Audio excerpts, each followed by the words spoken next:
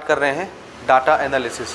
Class 10th का ये last chapter है, चैप्टर नंबर 16 स्टैटिस्टिक्स यूनिट को कहते हैं। और यहाँ पर चैप्टर का नाम क्या बांधा गया है, डाटा एनालिसिस। सेम यही चैप्टर आपके क्लास 9th में आता है, डाटा हैंडलिंग एंड एनालिसिस के नाम से, उसी का मॉडिफिकेशन वर्जन शॉर्टकट में डाटा एनालिसिस। ठीक है, ये हमारे मैथमेटिक्स का आखिरी चैप्टर है। ठीक है, इस चैप्टर में बेसिकली हम लोग मोटी मोटी हिसाब किताब की बातें कर लेते हैं और शॉर्टकट में कंक्लूड करके आगे निकल चलते हैं। ठीक है, देखिए पिछले साल क्लास 9th में जब ये चैप्टर आता है, same chapter number 16, same chapter का नाम डाटा हैंडलिंग एंड एनालिसिस। ठीक है, उसमें आपने क्या क्या स्टडी कर रखा है पहले से, तो क्या क्या चीज़ें उसमें पढ़ाई जाती थी आपको क्लास 9th में, कुछ याद है? हल्का फुल्का धुंधला धुंधला सा। हाँ, क्लास इंटरवल निकालना। दो तरह के क्लासेस होते हैं। ठीक है, एक क्लास हम कहते हैं इंक्लूसिव क्लासेस, इंक्लूसिव, और एक तरह के क्लासेस एक्सक्लूसिव क्लासेस। आपको दोनों में डिफरेंस मालूम है? डिफरेंस क्या होता है इंक्लूसिव में और एक्सक्लूसिव में? ठीक है, ठीक, हम इस पर आते हैं। अभी हम आपका जस्ट थोड़ा सा रिवीजन करवाएंगे पहले, उसके बाद फिर हम इस चैप्टर को स्टार्ट करेंगे।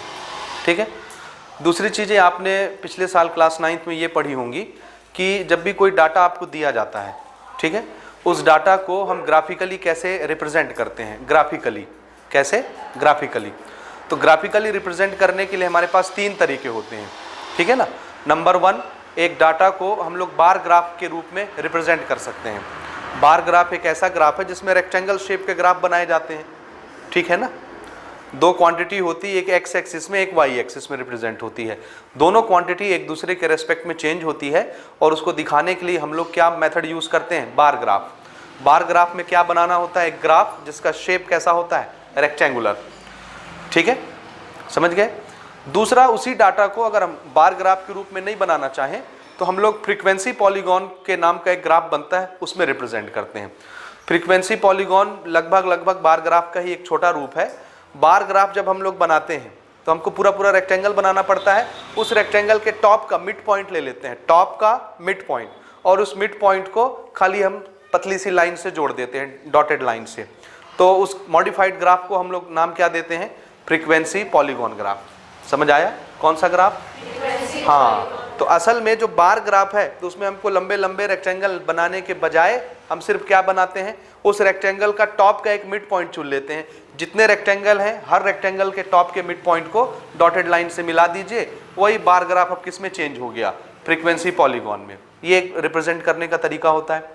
तीसरे तरह का ग्राफिकल रिप्रेजेंटेशन आपने पढ़ा जिसको हम लोग बोलते हैं कम्यूलेटिव, कम्यूलेटिव कर्व, या उसी को शॉर्टकट में बोलते हैं ओगिव। क्या बोलते हैं? Ogive, OGIV, ogive curve, ogive graph या ogive curve, that is cumulative curve. ठीक है, उसके लिए पहले आपको कम्यूलेटिव फ्रीक्वेंसी निकालनी आनी चाहिए। कौन सी फ्रीक्वेंसी? Cumulative frequency. अब कम्यूलेटिव फ्रीक्वेंसी किसको बोलते हैं, याद है आपको? ठीक है, 2 मेथड है कम्यूलेटिव फ्रीक्वेंसी निकालने के, एक है लेस देन अपर लिमिट और एक है मोर देन लोअर लिमिट। ठीक है, कम्यूलेटिव फ्रीक्वेंसी बेसिकली सारे फ्रीक्वेंसीज का सम होता है। किसी पर्टिकुलर क्लास के लिए सामने, किसी पर्टिकुलर क्लास के सामने जो फ्रीक्वेंसी लिखी होती है वो, और उसके पहले जितनी फ्रीक्वेंसी आ चुकी है उन सब का सम उस क्लास के सामने वाली फ्रीक्वेंसी का क्या बनता है? Cumulative frequency. उस क्लास के लिए कम्यूलेटिव फ्रीक्वेंसी बनता है, यानी उस क्लास का पर्टिकुलर फ्रीक्वेंसी और उसके ऊपर आने वाली सभी फ्रीक्वेंसी सबको जोड़ दीजिए तो उस क्लास का क्या बनेगा? Cumulative frequency. उस कम्यूलेटिव फ्रीक्वेंसी को फाइंड आउट करके उसका भी हम लोग ग्राफ बनाते हैं और उसके ग्राफ का नाम क्या रखते हैं? ओगिव। क्या नाम रखते हैं? ओगिव ग्राफ। समझ आया? ये ग्राफिकल रिप्रेजेंटेशन हो गया। ठीक है, इस तरह की चीजें आपने क्लास 9th में बहुत बनाई हैं। मेरी बातें समझ आ रही हैं आपको?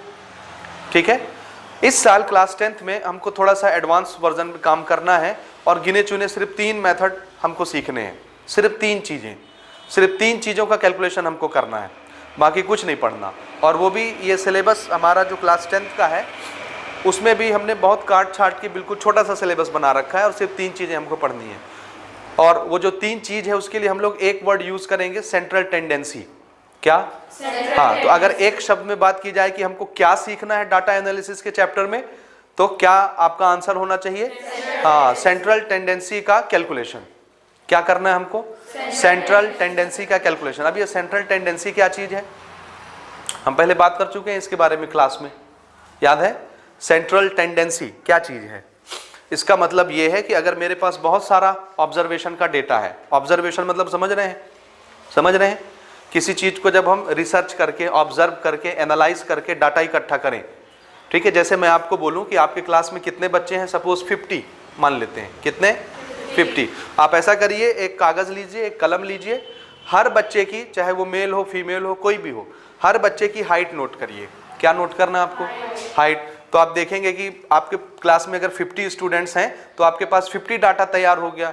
हर बच्चे की हाइट तो अलग अलग होगी ना, किसी की कुछ फुट, कुछ सेंटीमीटर, मीटर, जिसमें भी आप एनालाइज कर रहे हैं डाटा। समझ आ रहा है? आप सेंटीमीटर में नाप रहे हैं, फुट में नाप रहे हैं, मीटर में नाप रहे हैं, जिसमें आप नाप रहे हैं, आपके पास 50 तरह का डाटा इकट्ठा हो गया कि नहीं? ठीक है ना? तो इन सब डाटा को आपने कहाँ लिखा? कागज में लिखा। लिख लिया? तो 50 नंबर हमारे सामने मौजूद हैं, 50 बच्चे की हाइट हो गई है। अब आपने वो कॉपी लाके मुझे दिखाया कि सर ये लीजिए, ये 50 स्टूडेंट की हाइट का डाटा है, ठीक है ना? तो मैं जब उसको पढ़ूंगा तो उसमें जो चीज़ें लिखी होंगी, जो इनपुट लिखा होगा, उसको पढ़ के मुझे एक इन्फॉर्मेशन मिलेगा कि नहीं? मिलेगा। कौन सा इन्फॉर्मेशन? कि आपके क्लास में 50 स्टूडेंट हैं, एक एक बच्चे की हाइट कितनी कितनी है, ये इन्फॉर्मेशन मिला मुझे? मिला ना? तो जो कलेक्शन आपने अपनी कागज में कर दिया इंफॉर्मेशन का, वो कलेक्शन ऑफ इंफॉर्मेशन कहलाता है डेटा। क्या कहलाता है? हाँ, डेटा शब्द लिखने में, सुनने में बहुत छोटा है, लेकिन इसका मतलब बहुत बड़ा होता है। समझ आया? What is data? आप लोग कंप्यूटर में भी पढ़ते हैं डेटा। तो डेटा डिफाइन कैसे करते हैं? Collection of information. समझ आ रहा है?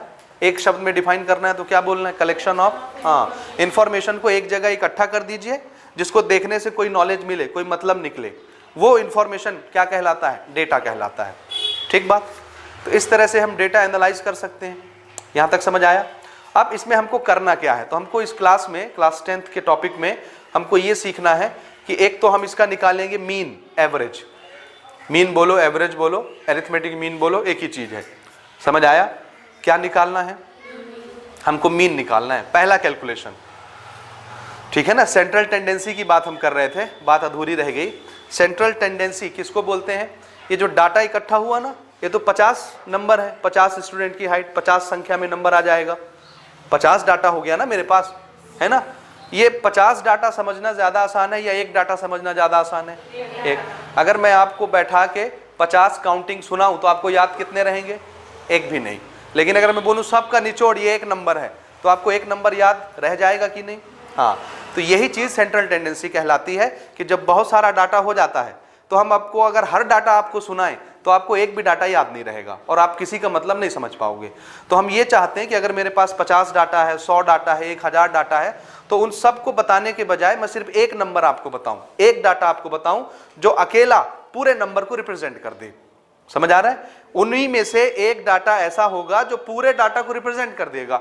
ऐसा नंबर, ऐसा डाटा क्या कहलाता है? Central tendency. क्या कहलाता है? सेंट्रल टेंडेंसी एक ऐसी वैल्यू होती है, एक ऐसी वैल्यू जो पूरे जत्थे को अकेले रिप्रेजेंट कर देती है। जैसे नंबर के ग्रुप हैं आपके पास ना, बहुत सारे डाटा का कलेक्शन है, तो बहुत सारा कलेक्शन हम आपको सुनाएंगे, आप कंफ्यूज हो जाएंगे। तो हम उसको रिप्रेजेंट करने के लिए कि इतना सारा डाटा आप कैसे, हम आपको कैसे समझाएं, इसके बजाय हम आपको सिर्फ एक वैल्यू बताएंगे और वो वैल्यू इस पूरे डाटा को रिप्रेजेंट कर देगी। तो एक ऐसा नंबर, एक ऐसी वैल्यू जो अकेले पूरे डाटा को रिप्रेजेंट करे, तो वो नंबर या वो वैल्यू क्या कहलाती है? सेंट्रल टेंडेंसी कहलाती है। मेरी बात समझ आ रही है आपको? This is central tendency. अब सेंट्रल टेंडेंसी निकालने के 3 मेथड हमको इस क्लास में पढ़ने हैं। नंबर 1 अरिथमेटिक मीन, या शॉर्टकट में मीन, या और शॉर्टकट में एवरेज। समझ आ रहा है? पहला चीज, हमारे पास 100 नंबर हैं, 100 नंबर। ठीक है? कितने नंबर? 100। मैं आपको 100 के 100 तो नहीं सुनाना चाहूंगा और आप सुनना भी नहीं चाहेंगे। ठीक है? मैं सिर्फ आपको एक नंबर सुनाना चाहता हूं, तो मैं उन 100 नंबर्स का क्या निकाल दूं? एवरेज। तो एवरेज तो एक ही नंबर निकल के आएगा ना, ये मैंने आपको एवरेज बता दिया। तो 100 डाटा थे मेरे पास, लेकिन मैंने आपको कितना बताया? सिर्फ एक। और वो अकेला एक डाटा पूरे के पूरे 100 डाटा को रिप्रेजेंट करता है, इसलिए जो एवरेज बताया है वो एवरेज क्या है? सेंट्रल टेंडेंसी है। समझ आ रहा है? इसी तरह से हम लोग दूसरे मेथड भी यूज करेंगे, जैसे मीडियन। मीडियन कहते हैं बीच वाले नंबर को। समझ रहे हैं? बीच वाला जिसके इस पार हाफ कम हो और जिसके इस पर हाफ ज़्यादा हो, बिल्कुल बीच वाला नंबर। जैसे मैं आपको 11 एलिमेंट के नाम बताता हूँ, क्या बताता हूँ, कोई 11 चीज़ का डाटा बताता हूँ, 11 टर्म बता रहा हूँ, 11 इंफॉर्मेशन दे रहा हूँ, तो उसमें से बीच वाली कौन सी आएगी, उसको अरेंज करके हम लिखेंगे, छोटा बड़ा, उससे बड़ा, उससे बड़ा, उससे बड़ा, उससे बड़ा। तो बीच वाला कोई होगा, उसको बीच वाला मानना है जिसके इस तरफ जितने नंबर आए इस तरफ उतने ही नंबर आने चाहिए, बराबर बराबर नंबर हो, तो ये बीच वाला जो नंबर होगा ये मीडियन कहलाएगा इस पूरे डेटा का। समझ आया? तो ये अकेला पूरे डेटा को रिप्रेजेंट कर रहा है कि नहीं, इसलिए ये भी क्या कहलाएगा, सेंट्रल टेंडेंसी। समझ आ रही मेरी बात? तो पहली चीज हमको एवरेज कैलकुलेट करनी है, दूसरी चीज हमको मीडियन कैलकुलेट करनी है, और तीसरी चीज हमको मोड कैलकुलेट करनी है। मोड भी एक पर्टिकुलर टाइप का डाटा है जो इन दोनों से मैच नहीं करता है, इससे बिल्कुल हटके है। मोड किसको बोला जाता है? आंसर है, अगर मेरे पास 100 तरह के डेटा हैं, 100 ऑब्जर्वेशन है, उसमें जो नंबर सबसे ज्यादा बार आया, जिसकी फ्रीक्वेंसी सबसे ज्यादा होगी, फ्रीक्वेंसी मतलब नंबर ऑफ ऑकरेंस, यानी बार बार आना, बार बार रिपीट होना, जो नंबर सबसे ज्यादा बार आएगा हम उसी को मान लेंगे कि वो पूरे डेटा का क्या है, मोड है।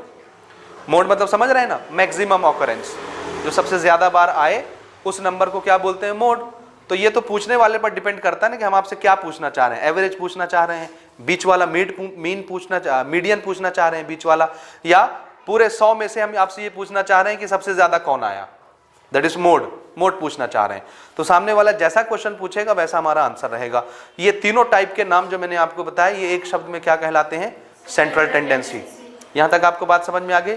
अब थोड़ी सी स्टोरी हम स्टार्ट करने जा रहे हैं, ठीक है? तो एक एग्जाम्पल ये लिखा हुआ है बोर्ड में, मैं अभी भी क्लास 9th का लेक्चर शूट कर रहा था, उसी में मैंने ये एग्जाम्पल दिया है, आपके भी ये काम आएगा। तो हम लोग थोड़ा सा इसको जस्ट 5 मिनट एनालाइज करते हैं और उसके बाद आगे बढ़ते हैं, ताकि चीज़ें क्लियर हो जाएं कि किसको क्या बोलना है, ठीक है? ऐसा मान के चलिए कि आपके क्लास 10th में मान लीजिए कि 20 स्टूडेंट्स हैं। कितने? 20 स्टूडेंट्स हैं, और हमने आपका मैथ्स का पेपर लिया 100 मार्क्स का। कितने मार्क्स का? 100 मार्क्स का। कितने स्टूडेंट हैं? 20 स्टूडेंट्स हैं, 100 मार्क्स का पेपर दे रहे हैं गणित का। तो हर बच्चे को कुछ ना कुछ मार्क्स मिलेगा जब आपका एक कॉपी चेक हो जाएगा, एग्जाम रिजल्ट, ठीक है? तो ऐसे ही 20 बच्चे के मार्क्स आपके सामने लिखे हुए हैं, ये देखिए। पहले बच्चे को कितना मिला? 35, दूसरे को 44, 47, 74, 64, 35, 47, 56, ये ऊपर वाला 10 डाटा हो गया, 10, और 10 नीचे लिखे हुए हैं, ये दिख रहा है? तो टोटल 20 मार्क्स, 20 लोगों के मार्क्स हो गए, 20 स्टूडेंट्स के मार्क्स, 10 ऊपर लिखे हुए हैं, 10 नीचे लिखे हुए हैं, ये हो गया, ठीक है ना? ये ऐसा डाटा जब हम लोग सिर्फ एक एक चीज आपको अलग अलग लिख के बताते हैं, जैसे मैंने कहा कि एक पेपर में सभी बच्चों की हाइट लिख लीजिए, 50 बच्चों की हाइट लिख लीजिए, तो आप जिस बच्चे से पहले मिलेंगे उसकी हाइट पहले लिखेंगे, फिर अगला बच्चा आएगा उसकी हाइट बाद में लिखेंगे, फिर जिससे मुलाकात होगी उसकी हाइट लिखेंगे। तो किसी की हाइट छोटी होगी, किसी की बड़ी होगी, फिर छोटी होगी, फिर बड़ी होगी, फिर बड़ी होगी, फिर छोटी होगी, जो जैसे जैसे मिलता जाएगा वैसे वैसे हम लिखते जाएंगे। ये लिखना क्या कहलाता है? रैंडम, छोटा बड़ा छोटा बड़ा छोटा बड़ा मिक्सअप। ये कोई एक पर्टिकुलर सीक्वेंस में अरेंज डाटा नहीं है, ये ऐसे जैसे मिलते गए लिखते गए। समझ रहे हैं ना? जैसे हम लोग मातृभाषा में बोलते हैं जताकत, क्या बोलते हैं? जताकत। जैसे मिलता गया लिखते गए, मिलता गया लिखते गए, मिलता गया लिखते गए। हमने ये ख्याल नहीं रखा कि कौन सा नंबर छोटा है कौन सा बड़ा, छोटे के बाद बड़ा आना चाहिए, फिर उससे बड़ा आना चाहिए, फिर उससे बड़ा आना चाहिए, हमने ये ध्यान नहीं दिया। हम क्या ध्यान दे रहे हैं? जो मिला उसका डाटा लिख लिए, फिर अगला मिला उसका डाटा लिख लिए। हो सकता है अगले बार उससे बड़ा आदमी आ जाए तो बड़ा हाइट हम लिखेंगे, उससे छोटा आ जाए तो उससे छोटा हाइट लिखेंगे। समझ आ रहा है? ऐसे करके 20 स्टूडेंट के मार्क्स हमने लिखे, जो जो लड़का हमको मिलता गया उसके मार्क्स हम लिखते चले गए, इसको हमने अरेंज नहीं किया। ऐसा डाटा मैथमेटिक्स में क्या कहलाता है? रॉ डेटा, कच्चा माल। जैसे हम लोग कोई मटेरियल बनाने के लिए पहले बहुत सारे मटेरियल इकट्ठे करते हैं, फिर सबको कंबाइन करके कोई प्रोडक्ट बनाते हैं, ठीक है ना? तो ऐसे ही जब हमको कोई डाटा निकालना है, कोई एनालाइज करना है, एनालिसिस करना है, तो हमको सबसे पहले क्या चाहिए? कच्चा माल चाहिए, जिसको हम निखारेंगे, थोड़ा सा प्रोडक्शन करेंगे, तो फिर उससे कोई प्रोडक्ट तैयार होगा। दिस इज कच्चा माल, रॉ डेटा। क्या बोलते हैं इसको? क्या बोलते हैं? आपके क्लास में इसके लिए एक स्टैंडर्ड वर्ड यूज किया जाएगा, हम इसको बोलेंगे इंडिविजुअल डेटा या इंडिविजुअल सीरीज। क्या नाम रखेंगे हम लोग इसका? ये आप याद रखेंगे ना, इंडिविजुअल डेटा या इंडिविजुअल सीरीज। समझ आ रहा है? और ये क्या चीज है कि कलेक्शन ऑफ इंफॉर्मेशन को रैंडमली लिख देना, जैसे पाए वैसे लिख दिए। समझ आ रहा है ना? तो ये कैसे लिखे जाएंगे? रैंडमली। रैंडम, रैंडम मतलब समझ रहे हैं? बोलिए बोलिए। रैंडम का मतलब समझ में आ रहा है आपको? जैसे पाए वैसे लिख दिए। हमने ये ख्याल नहीं किया कि कौन सा नंबर छोटा कौन सा बड़ा, पहले किसको लिखना बाद में किसको लिखना, इससे कोई मतलब नहीं। तो एक कच्चा डाटा, रैंडम लिखा हुआ डाटा क्या कहलाता है? Individual series. क्या कहलाएगा? इंडिविजुअल सीरीज कहलाएगा। ठीक है। अब अगर मैं आपको बोलता हूं कि ये 20 बच्चों के मार्क्स हैं, जरा देख के बताइए सबसे कम किसको मिला, सबसे ज्यादा किसको मिला, तो 2 मिनट तो आपको खोजने में लगेगा कि खोजेंगे भाई, सबको कंपेयर करना पड़ेगा, आपको करना पड़ेगा। हो सकता है कहीं बीच में तो छोटा नंबर नहीं लिखा है, कहीं इधर तो नहीं लिखा है, कहीं उधर तो नहीं लिखा है, तो 2-3 मिनट तो आपको खोजने में ही निकल जाएंगे। फिर मैं आपसे पूछूंगा कि सबसे बड़ा मार्क्स किसको मिला, सबसे मैक्सिमम मार्क कितना गया मैथ्स में, तो उसको खोजने में भी 2 मिनट लगेंगे आपको। तो ये लिखने का तरीका सही तरीका नहीं है। समझ आ रहा है? तो इंडिविजुअल सीरीज एक एग्जैक्ट मेथड नहीं है डाटा रिप्रेजेंट करने का। बातें समझ आ रही हैं? हाँ हाँ करते जाइएगा ना, नहीं तो ना करते जाइएगा कि नहीं आया समझ में, दोबारा बताइए। ठीक है? और इसको आपको समझना ही है, तभी आप इस चैप्टर में महारत हासिल कर सकते हैं। अदरवाइज रट के जाओगे, हो सकता है पास भी हो जाओ, मार्क्स भी आ जाएं, लेकिन कभी आप समझ नहीं पाएंगे इन सब चीज़ों को। ठीक है?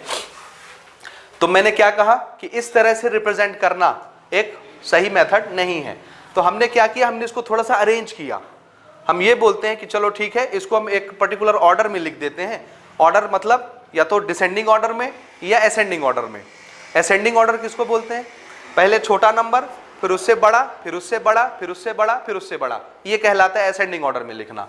और डिसेंडिंग ऑर्डर पहले बड़ा वाला, फिर उससे छोटा, फिर उससे छोटा, फिर उससे छोटा, फिर उससे, किसी भी तरीके से आप लिख सकते हैं। समझ में आई बात? तो मैंने ना इसको असेंडिंग ऑर्डर में लिख दिया। ये 20 मार्क्स थे, ये देखिए असेंडिंग ऑर्डर में मैंने इसको सेट कर दिया। तो हमने देखा कि यहाँ खोज के देख लीजिए, 35 35 35 3 बार आया, ये लिखा गया।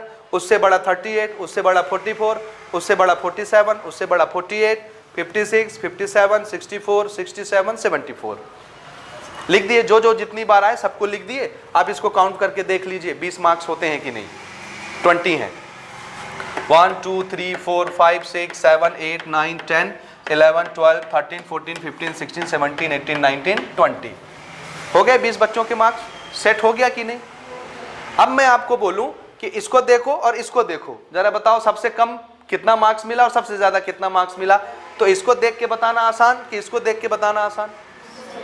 हाँ, इसको देख के बताना ज्यादा आसान है, क्योंकि अब असेंडिंग ऑर्डर में अरेंज हो गया। ये इधर सबसे छोटे नंबर लिखे हुए हैं और लास्ट में सबसे बड़े नंबर लिखे हुए हैं। तो सबसे कम मार्क्स कितने मिले बच्चों को? 35। और मैक्सिमम मार्क कितना गया मैथ में? 74 गया। तो तुरंत जैसे आपने देखा, तुरंत क्विकली इंफॉर्मेशन मिल गया कि नहीं मिला? तो कौन सा मेथड ज्यादा बेटर है रिप्रेजेंट करने के लिए, पहला वाला कि दूसरा वाला? दूसरा वाला। जब हम ऐसे लिखते हैं, ऐसे, ठीक है ना, तो इसको बोलते हैं डिस्क्रीट डेटा। क्या बोलेंगे? Discrete data. क्या बोलेंगे? Discrete data. समझ आया क्या बोलना है? Discrete data. समझ आएगी बात? आ गई कि नहीं आई? ठीक। So this is discrete data. ये इस तरह लिखना, अरेंज करके लिखना, डिस्क्रीट कहलाता है। ठीक है भैया? आया कि नहीं आया? आया ना? अच्छा, इसी को आप अनग्रुप डेटा भी बोल सकते हैं, क्योंकि हमने किसी की ग्रुपिंग नहीं की है ना। समझ रहे हैं ना? अनग्रुप डेटा भी बोलेंगे, लेकिन आपको कौन सा नाम याद रखना है? डिस्क्रीट नाम याद रखना है। ठीक बात? समझ आया? अच्छा, ये तो सिर्फ 20 स्टूडेंट के मार्क्स थे। तो इसको अगर मैं आपको लिखाऊं इस तरह से, अरेंज करके लिखिए 20 स्टूडेंट के मार्क्स, तो आप लिखेंगे, आपकी एक लाइन भर जाएगी, दूसरी लाइन भर जाएगी, 2 लाइन भर गई कॉपी की, भर जाएगी। सपोज कि आपके क्लास में 20 बच्चे नहीं होते, 100 बच्चे होते और 100 बच्चों के मार्क्स लिखने होते, तो आपकी कितनी लाइनें भर जाती? कम से कम 10 लाइनें भर जाती। अगर 100 बच्चे के मार्क्स लिखने हैं तो भरती ना। और उसको लिखने में कितना टाइम लगता? एक एक डाटा मिलाते, फिर लिखते, फिर मिलाते, फिर लिखते, फिर मिलाते, फिर लिखते, मिस्टेक नहीं होना चाहिए। 10 लाइनें फुलफिल हो गई। सपोज हमारे यहाँ 100 बच्चे नहीं हैं, 1000 बच्चे पढ़ रहे हैं और आपको 1000 बच्चों का मार्क्स लिखना है, तो फिर कितनी लाइनें बुक हो जाएंगी कॉपी की? बोलिए, कितनी लाइनें? कम से कम 100 लाइनें बुक हो जाएंगी। कम से कम, यानी कुल मिला के आपके 4, 5, 6, 10 पेज बुक हो जाएंगे कि नहीं, 1000 बच्चों का डाटा लिखने के लिए।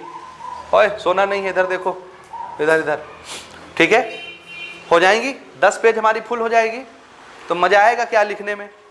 नहीं आएगा ना।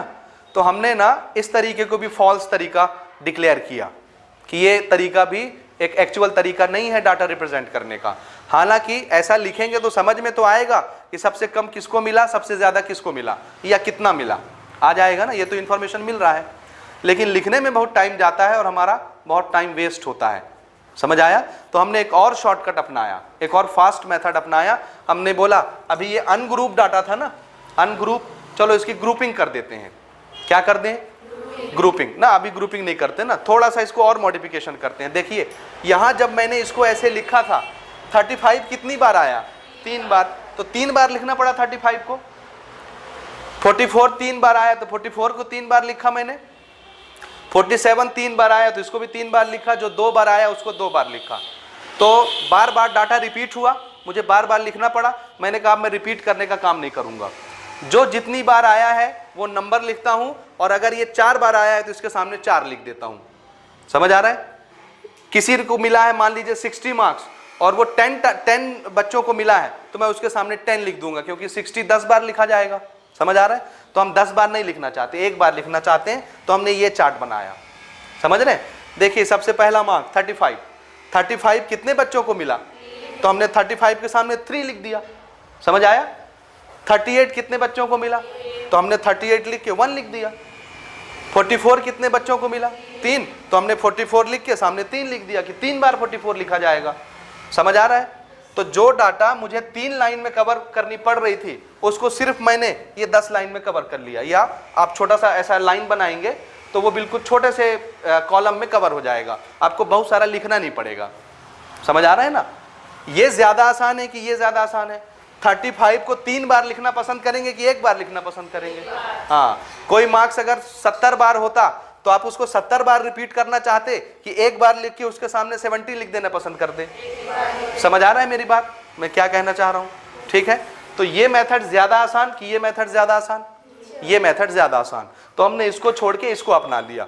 इस तरह से जो हम लिखेंगे इसको भी हम बोलेंगे डिस्क्रीट डेटा। इसको भी क्या बोलेंगे? जैसे इसका नाम हमने डिस्क्रीट रखा तो इसका नाम भी हम क्या रखेंगे? डिस्क्रीट रखेंगे। समझ आ रहा है?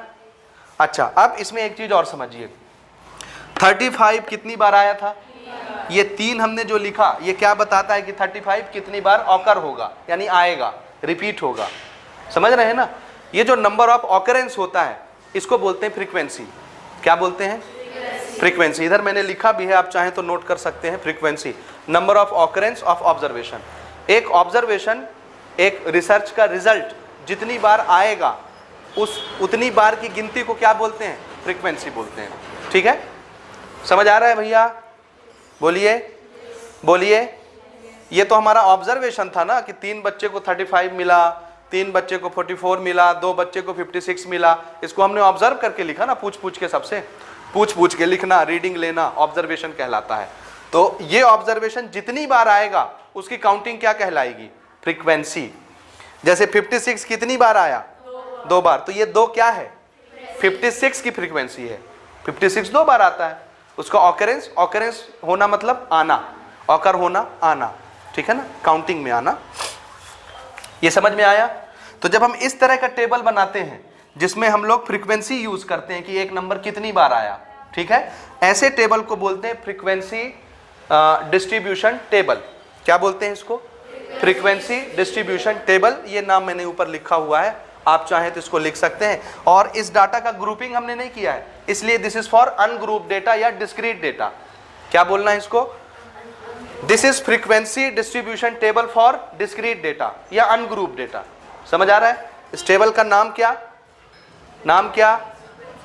नाम क्या? Frequency distribution. समझ आ रहा है? ये देखिए ना, हर एक मार्क्स की फ्रीक्वेंसी हमने हर एक को डिस्ट्रीब्यूट कर दी है। समझ आ रहा है? असाइन कर दिया है कि 57 एक ही बार आया है तो ये इसकी फ्रीक्वेंसी है, 57 को रखा दी इसकी फ्रीक्वेंसी, हमने इसको डिस्ट्रीब्यूट कर दिया। हर एक मार्क्स की फ्रीक्वेंसी अलग अलग हमने सबको डिस्ट्रीब्यूट कर दी, इसलिए इस टेबल को क्या बोलते हैं? Frequency distribution table. अब इसमें कोई ग्रुपिंग नहीं है, इसलिए अनग्रुप डाटा के लिए है ये या डिस्क्रीट डाटा के लिए है। बात समझ आई? बोलिए बोलिए, यहां तक समझ में आई? अच्छा, ये कितने स्टूडेंट थे? 20। जरा इसको काउंट करके देखिए कितना आया, 20। तो पता चल गया कि यहाँ 20 बच्चों के लिए है। 35 नंबर 3 बच्चे पाए, 44 नंबर 3 बच्चे पाए, 48 नंबर 1 बच्चा पाया। ऐसे करके जब आप जोड़ेंगे तो टोटल बच्चे कितने हो जाएंगे? 20 बच्चे ने एग्जाम ही दिया था। यहाँ तक समझ आया? आया कि नहीं आया? आया। आप थोड़ा सा इसको और समझिए, आप ना थोड़ा सा और समझिएगा। इसका नाम हमने क्या रखा है? डिस्क्रीट। ठीक है, मैं यहां लिख देता हूं यहीं पर, डिस्क्रीट डेटा। ये आप याद रखेंगे, ठीक है ना? इस तरह से रिप्रेजेंट करना, ये डाटा क्या कहलाएगा? Discrete data. ये याद रखेंगे भाई, ये आगे काम पड़ने वाला है हमको ना। जो काम की चीज है वो मैं आपको बता रहा हूं। इस तरह से रिप्रेजेंट करना डिस्क्रीट, रैंडमली रिप्रेजेंट करना इंडिविजुअल। इस तरह से रिप्रेजेंट करना यानी एक नंबर लिखा हो और वो कितनी बार आया है वो लिखा हो, ठीक है? फ्रीक्वेंसी और मार्क्स, कोई भी नंबर और उसकी फ्रीक्वेंसी लिखी हो, इसको भी हम क्या बोलेंगे? डिस्क्रीट डेटा बोलेंगे। ठीक है? ठीक है। अब थोड़ा सा इसको और मॉडिफाई हम करना चाह रहे हैं ना। देखिए क्या, इसको भी लिखने में मुझे कितनी बार लिखना पड़ा? 10 बार। 10 लाइनें मेरी बुक हुई ना। मैं चाहता हूं कि और छोटा टेबल बन जाए। मैं यहां आ रहा हूं अब मैं, ठीक है? मैं इतना लंबा चौड़ा भी नहीं लिखना चाहता, क्योंकि हमको जो जानकारी इससे मिल रही है वो छोटे टेबल से भी मिल जाएगी। तो छोटा टेबल बनाना हम ज़्यादा पसंद करेंगे। समझ आ रहा है? तो हमने इसको और छोटे रूप में कन्वर्ट किया। छोटे रूप में कन्वर्ट करने के लिए हम इसकी ग्रुपिंग करना शुरू कर दिए। क्या करना? ग्रुपिंग। अब ग्रुपिंग करने के लिए आपको क्लास 9th का छोटा सा कॉन्सेप्ट समझना है, दैट इज इंक्लूसिव क्लास और एक्सक्लूसिव क्लास, जो कि मैं अभी नहीं समझा रहा आपको ना, ठीक है? सिर्फ मैं नाम बता के आगे चल रहा हूं। हमको क्या बनाना है? क्लास बनाना है। क्लास हम किसी भी डिजाइन में बना सकते हैं, किसी भी तरह क्लास बनाया जा सकता है। समझ आया? देखिए यहां पर हम क्लास कैसे बना रहे हैं। ये क्या लिखे हुए हैं? मार्क्स 35, 38, उसके बाद 40 के ऊपर डाटा शुरू हो गया। तो हमने इसकी ग्रुपिंग कैसे कर दी? 30 से लेके 39 कितने बच्चों को मिला? ठीक है ना? 30 मार्क्स से लेके 39 मार्क्स तक कितने बच्चों को मिलता है? तो देखो 30 से लेके 39 तक ये सब नंबर आ जाएंगे। 35 भी इसी के बीच में आएगा, 38 भी इसी के बीच में आएगा। क्या 44 भी आएगा इसी के बीच में? नहीं आएगा।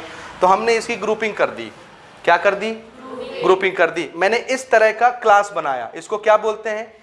जब हम लोग ग्रुपिंग कर देते हैं ऑब्जर्वेशन का, ये क्या है? ऑब्जर्वेशन। ऑब्जर्वेशन की जब ग्रुपिंग की जाती है तो उस ग्रुपिंग को बोलते हैं क्लास। जैसे ये बना ना ग्रुपिंग, इसको क्या बोलते हैं? क्लास। ये यहां लिखा हुआ है, दिस इज क्लास। समझ आया? तो ग्रुप करने से क्या बनता है? क्लास बनता है। क्या बनता है? क्लास बनता है। समझ रहे हो? एक एक चीज ध्यान से समझते चलिएगा। ग्रुपिंग किसकी की जाती है? ऑब्जर्वेशन की। ऑब्जर्वेशन की ग्रुपिंग करने से क्या बनता है? क्लास बनता है। ठीक बात? बना क्लास। ये क्लास बनाना आपके हाथ में, आप जैसे चाहे वैसे बना सकते हैं। मैंने 30 to 39 बनाया, आप चाहते तो 30-40 बना लेते, फिर 40-50 बना लेते, फिर 50-60 बना लेते।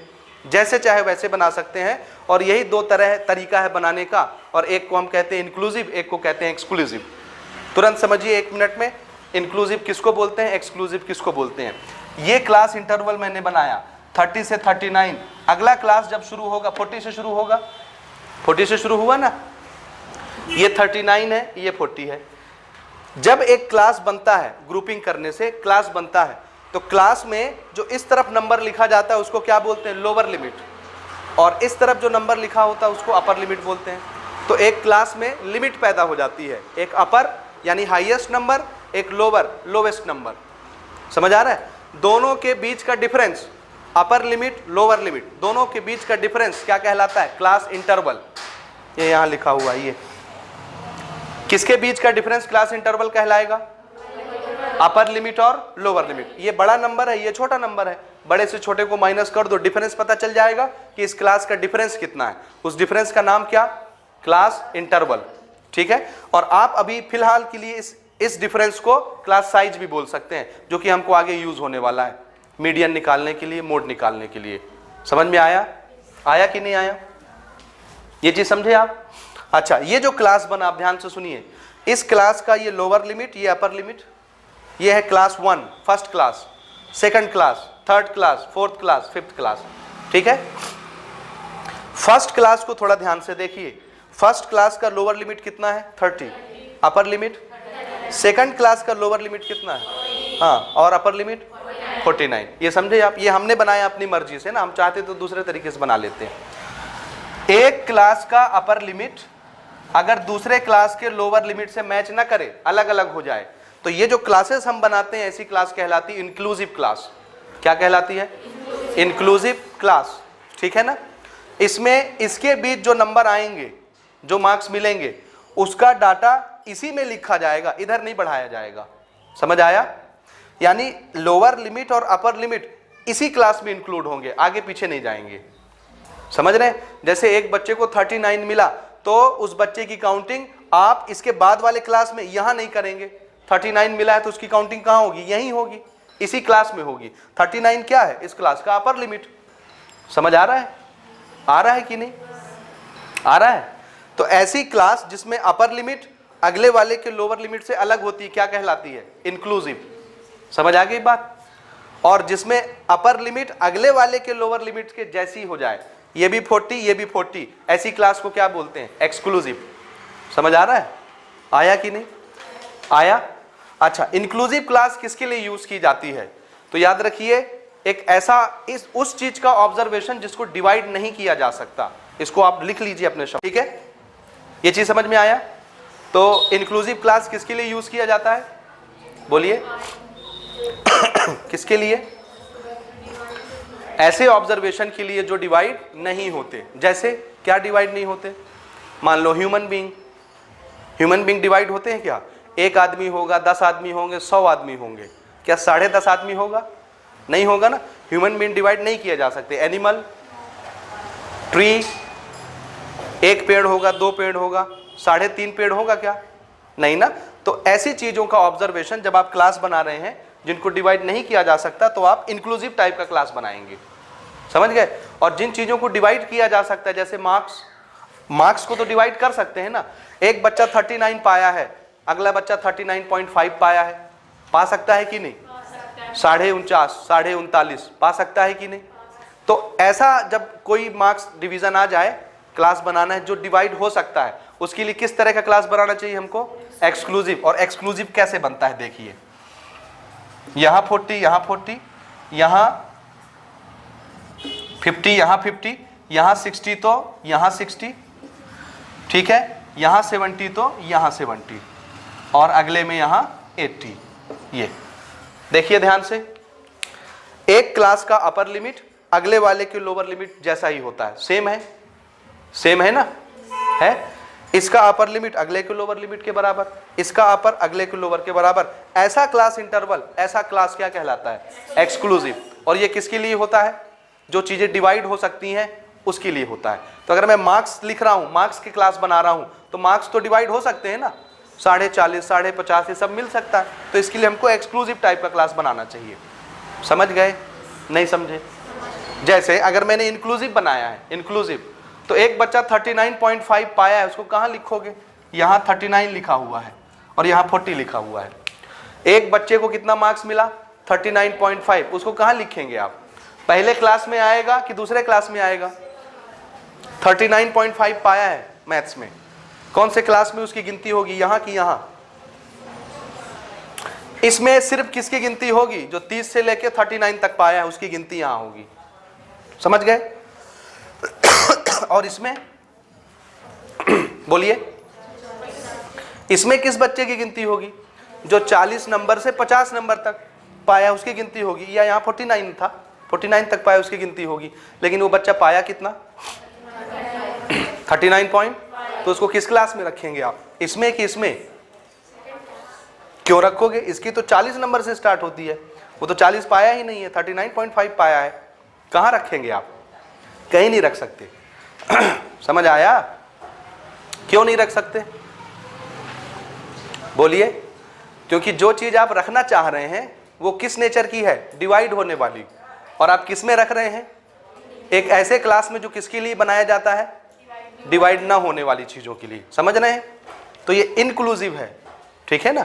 और आप क्या रख रहे हैं, 39.5, तो नहीं रखा जा सकता। बात समझे, ये इसका क्या है, डिसएडवांटेज। इंक्लूसिव क्लास का डिसएडवांटेज समझ में आया, लिमिटेशन समझ में आया। आया कि नहीं आया? ठीक है, मैं आपको ये नहीं बताना चाहता, हम लोग क्लास 10th में इंक्लूसिव नहीं पढ़ेंगे, पूरे हमारे एक्सक्लूसिव क्लासेस होंगे, सिर्फ इसी के बारे में हमको पढ़ना है, एक्सक्लूसिव क्लास। ठीक है, यहाँ तक बात समझ में आ गई? अच्छा, मैं आपको जो चीज़ बताना चाहता हूँ वो ये, जब ऐसे क्लास बना दिए जाते हैं, यानी ऑब्जर्वेशन की ग्रुपिंग कर दी जाती है, तो फिर ये कैसा डाटा कहलाता है? Group data. कैसा डाटा? हाँ, और ये फ्रीक्वेंसी थी ना, तो ये भी तो नंबर ऑफ स्टूडेंट ही है, तो ये भी फ्रीक्वेंसी है। तो ये एक ऐसा फ्रीक्वेंसी का टेबल बना जिसमें हमने क्या कर दी है? ग्रुपिंग। ठीक है, so this table is known as frequency distribution table for group data.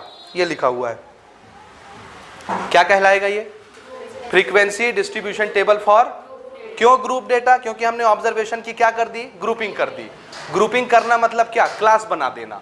वो क्लास चाहे इंक्लूसिव टाइप का हो या एक्सक्लूसिव टाइप का हो, उससे हमको मतलब नहीं है ना अभी क्लास 10th में। समझ रहे हैं आप? बोलिए जोर से, समझ रहे हैं? हमको उससे बिल्कुल मतलब नहीं है कि इंक्लूसिव होगा एक्सक्लूसिव होगा। मैं आपको पहले से डिक्लेयर कर रहा हूं कि जितने क्वेश्चन आएंगे क्लास वाले वो सब कैसे होंगे? एक्सक्लूसिव होंगे इस साल। ठीक है, लेकिन इसका नाम क्या? बोलिए बोलिए। फॉर, हाँ, दिस इज ग्रुप डेटा। समझ आया? ये ग्रुपिंग हुई है क्या ऑब्जर्वेशन की? नहीं। ये देखिए ग्रुपिंग कैसी दिखती है। ग्रुपिंग जब होती है तो क्या बन जाता है? क्लास। क्लास इंटरवल दोनों के डिफरेंस को बोलते हैं। ठीक है ना? जब ग्रुपिंग होती है ऑब्जर्वेशन की तो क्या बनता है? क्लास बनता है। और एक क्लास में दो लिमिट पैदा हो जाते हैं, मिनिमम मैक्सिमम, लोअर अपर। ठीक है, ये हो गया, यहां तक समझ आया? अब मैं इसका नाम रख रहा हूं दूसरा, जो हमको क्लास 10th में यूज करना है नाम। ऐसा जो डेटा होता है उसको बोलते हैं डिस्क्रीट डेटा, जिसमें आपको ग्रुपिंग नहीं दिखेगी, क्लास नहीं दिखेगा। जिसमें क्लास दिखा उसको बोलेंगे कंटिन्यूअस डेटा। क्या बोलेंगे? हाँ, तो इसका नाम जो हम लोग क्लास 10th में यूज करेंगे, कंटिन्यूअस डेटा या कंटिन्यूअस सीरीज। सीरीज भी बोलेंगे, डेटा भी बोलेंगे। समझ रहे हो? अब ये चाहे ऐसी लिखी हुई मिले खड़ी खड़ी, या ऐसे लेटी लेटी ऐसी। समझ रहे हैं ना? इधर हम मार्क्स लिख देंगे और नीचे उसकी फ्रीक्वेंसी लिख देंगे, दो लाइन मिलेंगी आपको। तो चाहे वो ऐसी लिखी हो चाहे वो ऐसी लिखी हो, डिस्क्रीट कहलाएंगे। चाहे ये ऐसी लिखी हो या ऊपर में आपको क्लास, नीचे में उसकी फ्रीक्वेंसी ऐसी लिखी हो दो कॉलम में, तो वो कंटिन्यूअस कहलाएगा। समझ आया कि नहीं आया? यहां तक आया? बस मुझे आपको ये तीन चीजें समझानी थी, जिसके लिए इतना टाइम लग गया समझाते समझाते। ठीक है, यानी एक तरह का इंफॉर्मेशन कैसा होगा, ये ऐसे मान लो दिस इज डिस्क्रीट, ये ऐसे मान लो दिस इज डिस्क्रीट, या इसको भी आप इंडिविजुअल बोल सकते हैं। क्या बोल सकते हैं? क्योंकि इसके सामने हमने फ्रीक्वेंसी नहीं लिखी है। समझ रहे हैं? तो ये तो एक ही लाइन का डाटा है, इसलिए इसको भी आप क्या बोल सकते हैं? इंडिविजुअल। लेकिन इसको आपको डिस्क्रीट बोलना है, इसमें फ्रीक्वेंसी भी आ गई, लेकिन नो ग्रुपिंग। नो ग्रुपिंग की वजह से क्या बोलना है? डिस्क्रीट। और ग्रुपिंग हो गई तो क्या बोलना है? कंटिन्यूअस। ये नाम याद रहेगा। अब हमको मेजरमेंट सिर्फ तीन चीजों का करना है, एक एरिथमेटिक मीन या एवरेज या सिर्फ मीन, दूसरा मीडियन और तीसरा मोड। ठीक है, ध्यान से सुनिए। जब डेटा ऐसा होता है इंडिविजुअल, तो उसके लिए मीन निकालने का तरीका अलग होता है। समझ आया? जब डेटा ऐसा होता है डिस्क्रीट, उसके लिए मीन निकालने का तरीका अलग होता है। और जब डेटा ऐसा होता है तो उसके लिए मीन निकालने का तरीका अलग होता है। इसलिए ये तीन मेथड आपको बताए, ताकि आप जो तीन कैलकुलेशन करेंगे तीनों अलग अलग होंगे। कैलकुलेशन तो एक ही है ना, मीन निकालना है हमको, लेकिन इस तरह का जब डेटा देगा सिंगल सिंगल इंडिविजुअल, तो मीन निकालने का तरीका अलग होगा। इस तरह का जब डेटा देगा फ्रीक्वेंसी और ये बिना ग्रुपिंग का डिस्क्रीट, तो मीन निकालने का तरीका अलग होगा। और इस तरह का जब डेटा देगा कंटिन्यूअस, ग्रुपिंग वाली या क्लास वाली और फ्रीक्वेंसी, तो मीन निकालने का तरीका अलग होगा। समझ आया? मेथड एक ही है, लेकिन उसके तीन तुर्क बनेंगे, तीन तरीके बन जाएंगे। क्यों? क्योंकि एक डाटा इंडिविजुअल है, एक डिस्क्रीट है और एक कंटिन्यूअस है, इसलिए मीन निकालने के मेथड भी तीन हो जाएंगे। समझ गए? इसी तरह से हमको मीडियन निकालना है। क्या निकालना है? मीडियन निकालना है। तो मीडियन निकालने के लिए ये हमको दिया जाएगा एक लाइन का डाटा, जिसको क्या बोलेंगे? डिस्क्रीट। एक लाइन का डाटा डिस्क्रीट। ठीक है, तो इसके लिए मीडियन निकालने का तरीका अलग। अब ये ऐसे लिखो या ऐसे लिखो, असल में दोनों एक ही चीज ना है, दोनों एक ही चीज ना है। इसमें 35 3 बार आया है, मैंने 35 एक बार लिख के 3 लिख दिया है सामने, दोनों एक ही चीज ना है, इसलिए दोनों को डिस्क्रीट बोल सकते हैं। ये सिंगल लाइन में है इसलिए इसको और क्या बोल सकते हैं, इंडिविजुअल भी बोल सकते हैं इसको। ठीक है, यहां तक समझ आया। तो जब डिस्क्रीट में डाटा हो और मीडियन निकालना हो तो तरीका अलग, और जब ग्रुपिंग में डाटा हो, कंटिन्यूअस डाटा हो, तो मीडियन निकालने का तरीका अलग। समझ आया कि नहीं आया? आ गया पक्का। इसी तरह से मोड के लिए, जब डिस्क्रीट में डाटा हो, ऐसे लिखा हो चाहे ऐसे लिखा हो, डिस्क्रीट में डाटा हो तो मोड निकालने का तरीका अलग, और जब कॉम्बिनेशन के फॉर्म में हो यानी कंटिन्यूअस फॉर्म में, क्लासेस के फॉर्म में हो, तो मोड निकालने का तरीका अलग हो जाता है। समझ आया? आया? तो आपको क्या याद रखना है? याद क्या रखना है आपको? याद रखना है ये नाम, इंडिविजुअल, डिस्क्रीट, कंटिन्यूअस, तीनों के लिए तीनों चीज का कैलकुलेशन अलग अलग होता है। समझ आया? अब हम चलते हैं कैलकुलेशन की तरफ। समझ गए? ये नोट करें, अब सुनिए कैलकुलेशन कैसे करना है।